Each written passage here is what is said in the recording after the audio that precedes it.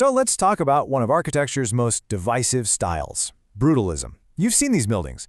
They're these massive, concrete structures that are just impossible to ignore. Some people see them as these heroic, powerful monuments. But to others, they're just, well, they're concrete monsters. We're going to figure out why.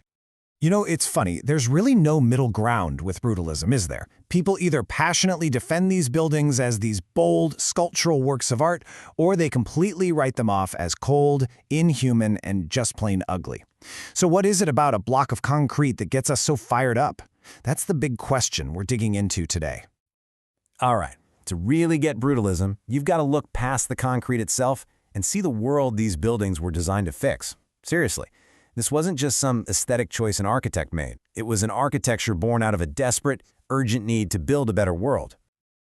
Okay, so picture this. World War II is over, and cities all across Europe are just rubble. There's a massive housing crisis. People have nowhere to live. The state had to step in, and I mean in a huge way. In Britain alone, the government was promising to build hundreds of thousands of homes a year. They literally called housing the first of the social services. This wasn't just about construction. It was about rebuilding society from the ground up. So why concrete? Why this material? Well, it made perfect sense. For one, it was totally pragmatic. It was cheap, it was strong, and you could get it pretty much anywhere at a time when other materials were hard to come by. But it was also ideological. This was a clean break, a way to say goodbye to the fancy, ornamental styles of the old, class-based world. And finally, it was symbolic. This raw, powerful material was meant to represent a powerful new welfare state, one that would take care of you from cradle to grave. But this was about so much more than just pouring concrete. For the architects who were pioneering this style, brutalism was, and this is the key, an ethic, not an aesthetic. It was a whole philosophy, a deeply held set of beliefs about honesty, truth, and community. And this right here is where the name comes from. It's also where the biggest misunderstanding of all time begins.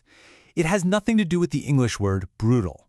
Nope, it comes from the French phrase béton brut, which just means raw concrete. It was a term used by the famous architect Le Corbusier.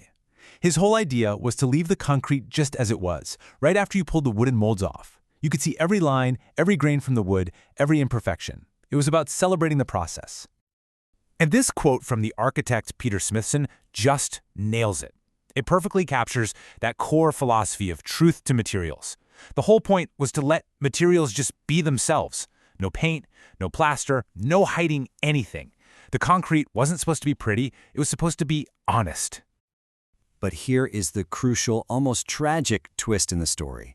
The name got completely lost in translation. Back in 1955, an influential critic named Rainer Banham used the term, but he gave it this clever punning twist connecting brute with brutal. It was a catchy line, and man, did it stick. And just like that, it forever shaped how the public saw this architecture. So this whole philosophy had a pretty clear blueprint. Step 1, honest materials. You leave the raw concrete exposed for everyone to see. Step 2, a legible plan. The idea was that you should be able to understand what the building is for just by looking at it from the outside. And step 3, expose the structure. Things like pipes, water tanks, elevator shafts, you don't hide that stuff away. You make it part of the design, celebrating the building's inner workings. And the end game for all of this, it was massive. It was a grand social experiment. The ultimate dream was to build what they called streets in the sky. These were these wide, elevated walkways connecting apartments, designed to feel like the old, tight-knit neighborhood streets, but now, hundreds of feet in the air. The goal was nothing short of engineering a better, more connected society through architecture. But that utopian dream didn't last. Not even close. The fall from public favor was fast and it was brutal. So what on earth went wrong? How did this architecture of hope become a symbol of decay and failure? Well, the problem really started with this fundamental disconnect. For the architects, showing off raw, unfinished materials was this deep, intellectual, and honest choice. But for the people who actually had to live there, or work there every day, it just looked unfinished. It looked cheap. It felt harsh and unwelcoming. The grand philosophy just didn't translate into a comfortable reality for a lot of people. And then the honest material itself kind of betrayed them. In a damp, rainy climate like Britain's, that raw, porous concrete was like a sponge.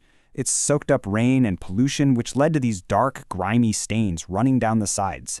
Worse, water would seep inside and rust the steel rebar, which would then expand and literally crack the concrete open from the inside out.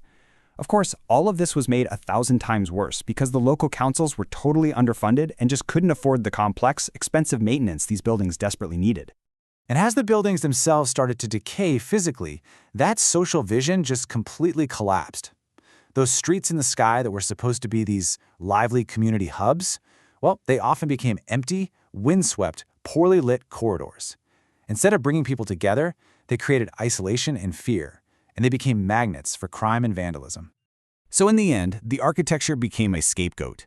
As the political mood shifted away from that big, post-war welfare state ideal, it was just easier to blame the concrete monster for society's problems than to face the much more complicated truth about things like systemic neglect, chronic underfunding, and failed social policies. The buildings were right there, a big, convenient, concrete symbol for much deeper issues. But hold on, because the story doesn't end there, not by a long shot. After decades of being pretty much universally hated, brutalism is having a major comeback. A whole new generation is looking at these buildings with fresh eyes, and they're finding something to love. So what's behind this concrete renaissance? So what's driving this? Well, a huge piece of the puzzle, believe it or not, is social media. The bold, sculptural, geometric shapes of brutalism are incredibly photogenic. They look amazing on Instagram. That's fueled this huge grassroots revival. But it's also being driven by new academic interest, dedicated preservation groups fighting to save these buildings, and frankly, a desire for something authentic and real in a world full of glassy, generic skyscrapers. Still, the fight for brutalism's future is far from over, and this table just illustrates the different paths these buildings have taken perfectly. On the one hand, you've got Le Corbusier's original Unité d'Habitation in France, which is now a protected UNESCO World Heritage Site. London's Trellick Tower, once called the Tower of Terror, is now a super desirable, expensive place to live. But then you have others, like the famous Robin Hood Gardens in London or the Birmingham Library, that have been demolished, just gone forever. And now, there's a powerful new reason to save these buildings that has nothing to do with aesthetics: climate change. Think about it. When you demolish a massive concrete structure, you release a huge amount of what's called embodied carbon. That's all the energy and CO2 that went into making it in the first place. As you can see, retrofitting and reusing these old buildings is a much, much more sustainable, low-carbon option. So where does this all lead? Well, some architects are even starting to reimagine the style's core ideas for today. There's this new movement popping up called eco-brutalism, which tries to fuse that raw concrete look with tons of greenery and sustainable design, trying to soften those hard edges and fix some of the environmental problems of the past. Which leaves us with one final big question. When you look at these concrete giants, what do you see? Are they just monuments to a failed utopian dream, relics of an era that's long gone? Or could they actually be blueprints? Blueprints for a future that's maybe more focused on community, on honesty, on boldness. A future that we just haven't quite figured out how to build yet. The debate, as you can imagine, is far from over.